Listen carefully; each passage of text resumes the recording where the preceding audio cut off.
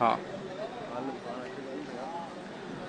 अच्छा साईं, शहीद सहाफ़ी नसरुल्लाह गडाणी जे क़त्ल केस जो तव्हां ते केस नामज़द कया विया आहियो तव्हां उन में, त छा तव्हां ते इल्ज़ाम आहे, छा तव्हां MNA जी सीट छॾे इन्वेस्टिगेशन खे फेस कंदो या को ॿियो तरीक़ो इख्तियार कंदो? कोर्ट में इन लाइ आयो मां पंहिंजे पुटनि खां बि ॿाहिरों घुराया आहिनि कि इंसाफ थिए, शहीद की लाश से सियासत न थे।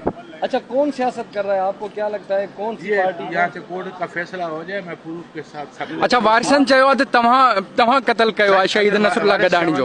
जी जी। FIR में ॾियनि हे उन्हनि खे पंहिंजो 164 जे तहत उन्हनि खां बयानु करायो वियो आहे ग़रीबनि खे। वो सादा माण्हू आहिनि। आप क्या समझते हैं इस कत्ल केस में कौन मुलव्वस हो सकता है? किसने कराया है? जिन्होंने वो भी इंशाल्लाह पता चले। ये सियासी कत्ल हुआ है, नाम हमारा खाम खाई ले रहे हैं। अगर वो हमें नहीं जानते थे, अगर हम लोग कराते तो पहले। अच्छा, इससे पहले जो जख्मी किया था आपके ही लोगों ने किया था, गाड़ी की भी वीडियोस आई थी उसमें, बेल होने थे। इससे पहले जख्मी करने की वीडियोस आपकी आई थी? बेल हो। वो जो सियासी है ना, चमकाल है जो हारे।